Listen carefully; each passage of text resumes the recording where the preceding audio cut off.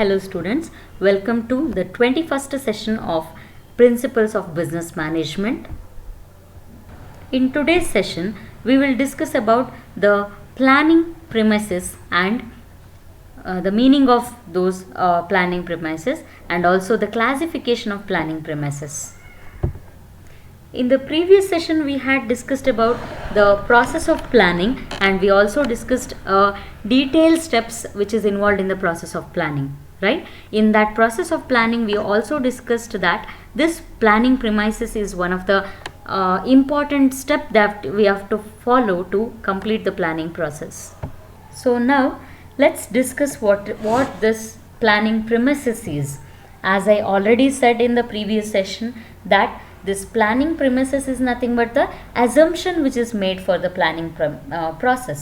Okay, so planning ಯಾವಾಗಲೂ ಕೂಡ ಯಾವುದೇ ರೀತಿಯ ಬ್ಯಾಕ್ಗ್ರೌಂಡ್ ಡೇಟಾ ಇಲ್ಲದೇ ಅನಾಲಿಸಿಸ್ ಮಾಡ್ದೇ ನಾವು ಪ್ಲ್ಯಾನಿಂಗನ್ನು ಮಾಡೋದಕ್ಕಾಗೋದಿಲ್ಲ.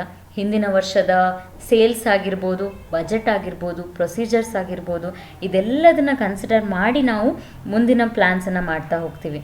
So some information are available and some are not, but these are very essential to make a plan, and these information are mainly known as planning premises. Sometimes the efficient information are got from forecasting. In such situation, planning premises become strong.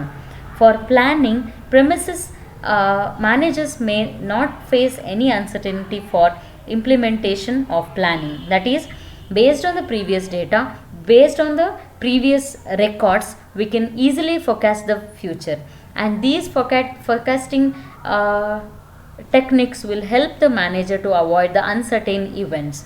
That is, we will assume that the previous data or previous events are going to occur again, and based on that assumption we will be planning the future. So these assumptions are known as the planning premises. Now let's discuss about the planning premises definitions. So according to H. Weyrich and H. Kuntz, planning premises are identified as the anticipated environment in which the plans are expected to operate. So it is about the assumption of environment. That is, the risk may be so and so, the forecasting are so and so, and according to these I will be inducing my plan into it. Okay, so this is known as the planning premises according to Kuntz and Weyrich. There is one more person who is defining planning premises. So according to C.B. Gupta, premises refers to the critical factors which lay down the boundary for planning. So these planning premises are the foundation based on which we will be planning. Okay, we will be collecting data of the previous, and then we will be constructing few things that we have to plan in the future. So these planning premises is very important for the planning, and it acts as a foundation of the planning. Now let's discuss what are the types of this planning premises. The first type, that is internal and external premises. So here we have two types based on the environment, that is internal and external premises. Before going to this premises, let's discuss about the environment first. So in the business environment, we all know, you have already studied the environment in your PUC classes also, I hope so, right? They are internal environment and external environment. So ಈ internal environment ಅನ್ನುವಂಥ ಅರ್ಥ ಏನು ಅಂತಂದರೆ, ಬಿಸ್ನೆಸ್ನ ಒಳಗಡೆ ಇರುವಂತಹ ಕಂಟೆಂಟ್ಸನ್ನು ನಾವು internal environment ಅಂತ ಹೇಳ್ತೀವಿ, and these internal environment are under the control of the business. That is ಬಿಸ್ನೆಸ್ನ employees, management, company, sales and ಸೇಲ್ಸಿಗೆ ರಿಲೇಟೆಡ್ ಆಗಿರುವಂತಹ ಆ್ಯಕ್ಟಿವಿಟೀಸ್. ಸೊ ಇದೆಲ್ಲದು ಕೂಡ ಕಂಟ್ರೋಲ್ ಆಗುವಂಥದ್ದು, right? Labours, investors, all these things. So all these make the formation of internal environment, and these are under the control of business. There is, in other side, they are external environment. They are called as political environment, social environment, then the economic environment, cultural environment, which will be changing day by day, and all these environment is not under the control of the business, so they are called as external. So now why I am talking about the environment here is, based on the environment, this premises is classified into internal and external premises. This internal premises is easily be controlled by the organization. So as I said, internal environment is controlled, and again internal premises can also be controlled by that. So ಮ್ಯಾನೇಜ್ಮೆಂಟಲ್ಲಿ ಏನೋ problem ಆಗ್ತಾ ಇದೆ, so ಯಾವುದೋ ಒಂದು internal ಎನ್ವಿರಾನ್ಮೆಂಟಲ್ಲಿ problem ಆಗ್ತಾ ಇದೆ ಅಂತಂದರೆ premises can be reframed here.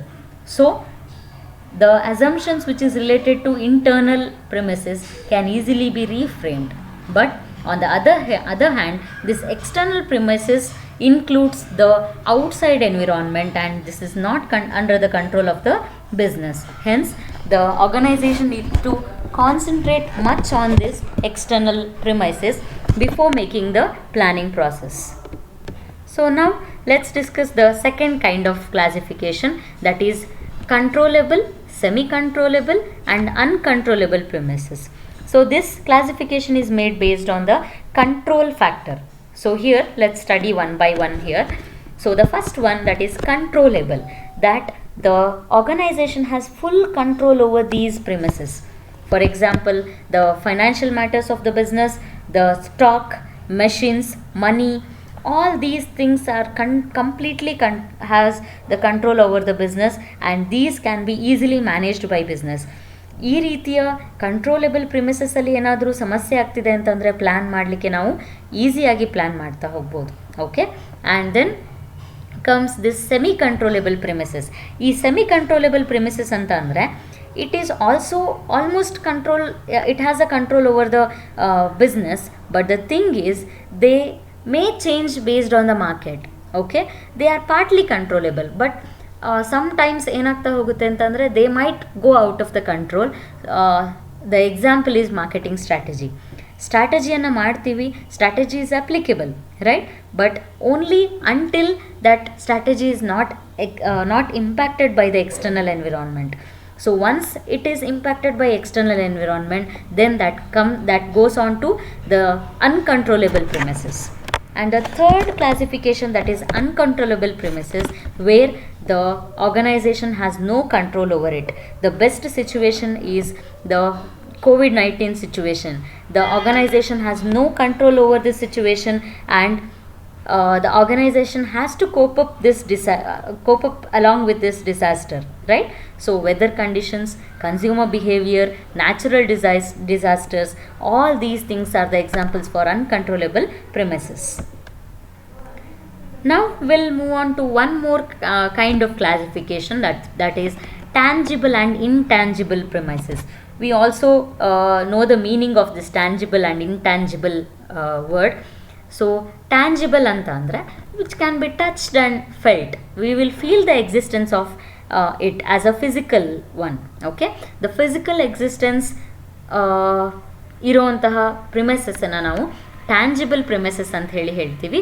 And intangible premises refers to those which cannot be identified or which cannot be quantified in nature, but the qualities can be felt by the organization.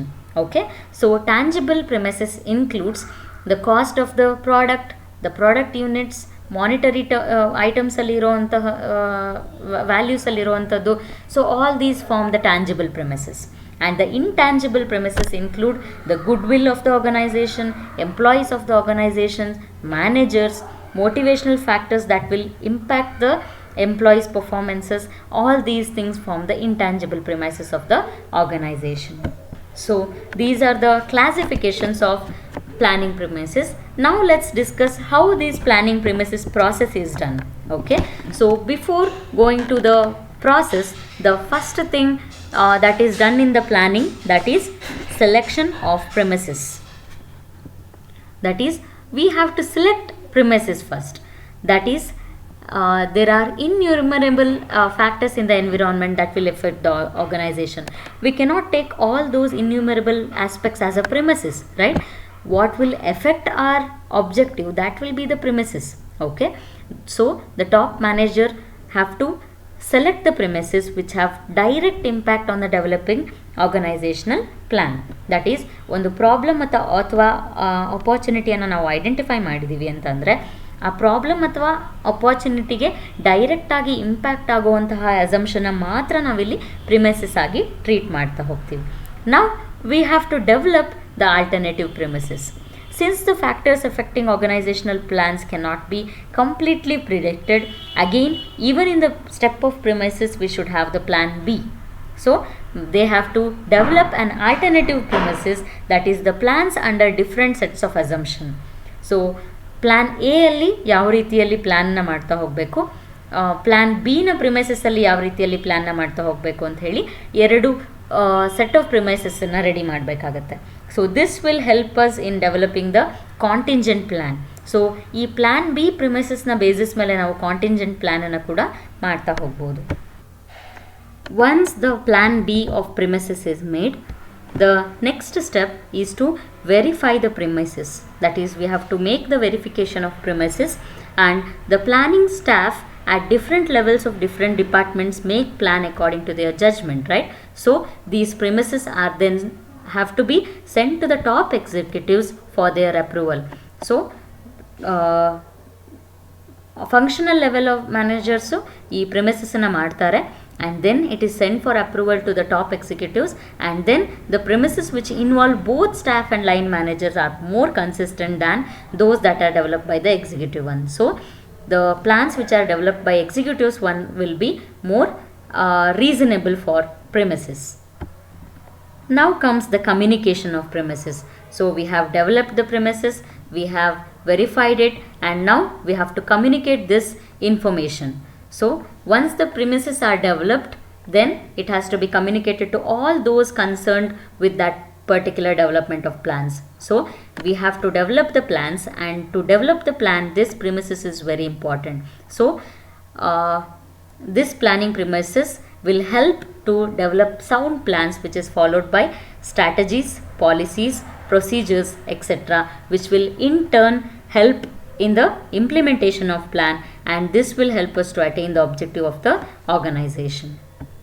I hope you all understood about the meaning of this premises, planning premises, the steps involved in creation of this planning premises, and also the types of planning premises.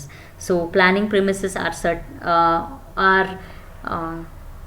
as the assumptions about the business or future, and on the basis of this we have to plan. So designing this planning premises is nothing but the base of the plan, and the objective of the organization. To reach this objective of the organization, planning premises act as a very important bridge of the plan. Thank you.